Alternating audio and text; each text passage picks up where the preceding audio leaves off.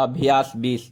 महोदया, मैं यह कहना चाहता हूँ कि आप देश की स्थिति का विचार कीजिए, देश की आबादी का विचार कीजिए और सचमुच में यदि आप कृषि में कोई रुचि रखना चाहते हैं तो देश के किसानों की यह स्थिति नहीं हो सकती। किसान जो देश का मालिक है वह आज सबसे बदतर और सबसे बुरी स्थिति में पड़ा हुआ दिखाई देता है। Paragraph change. महोदया, मैं माननीय कृषि मंत्री जी को बधाई देता हूं कि उन्होंने किसान की पैदावार के दाम बढ़ाए। मेरा निवेदन यह है कि अप्रैल और मई में जब हम यहाँ बैठे हुए हैं, किसानों को इस समय दो काम करने पड़ते हैं। एक काम तो खेतों में गेहूं काटने का और बाद में उसको मशीन पर डालकर गेहूं निकालने का है।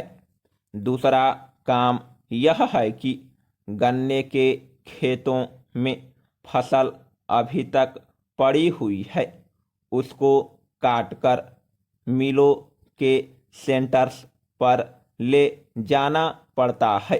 गर्मी के दिनों का यह काम नहीं है, यह काम सर्दी का है। इसलिए मेरा निवेदन है कि गेहूं की कटाई और गन्ने की सप्लाई के कामों को अलग अलग समय पर करवा दे। मार्च तक गन्ना खत्म हो जाना चाहिए और अप्रैल में मई में वह अपने गेहूं को उठाएं और जल्दी उठाकर बारिश से बचाएं।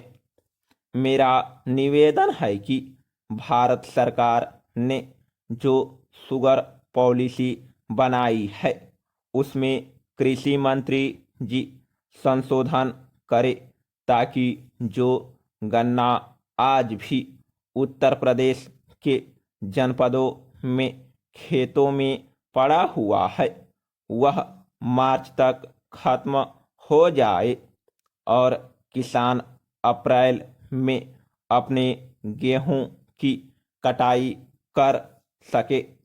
एक बात मैं और भी कहना चाहता हूं कि यह जो कृषि मूल्य आयोग है उसमें कई वर्षों से सुन रहे हैं कि किसानों के प्रतिनिधि और एमपी लिए जाएंगे, लेकिन 6 साल से यह बात उठ रही है परंतु कभी हुआ नहीं है।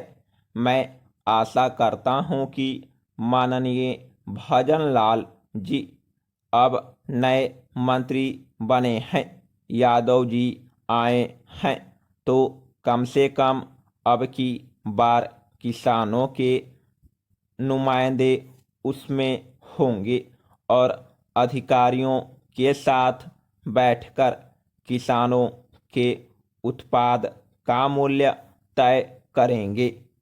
ऐसा आप अवश्य करवा दें।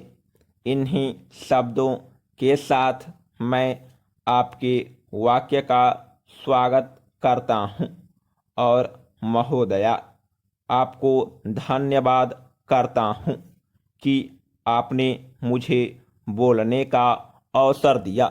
Paragraph change. सभापति महोदया, सबसे पहले तो मैं सभी माननीय सदस्यों का बड़ा आभारी हूँ कि उन्होंने बहुत ही मूल्यवान और आदर्श विचार रखे। मैं जितना भी उनका धन्यवाद करूं, मैं समझता हूं उतना ही थोड़ा है।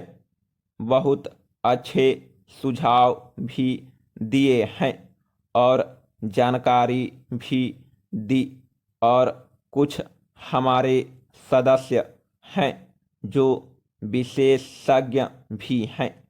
इस बारे में उन्होंने बहुत अच्छी बातें कही।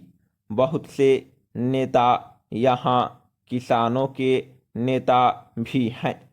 उन्होंने भी बहुत अच्छी बातें कही जो किसानों के हित में है। मैं सबको मुबारकबाद देना चाहता हूँ। आप जानते हैं कि हमारा मुल्क कृषि प्रधान देश है। 75% देश की आबादी गांवों में निवास करती है, जिनकी तरफ सरकार ध्यान नहीं है।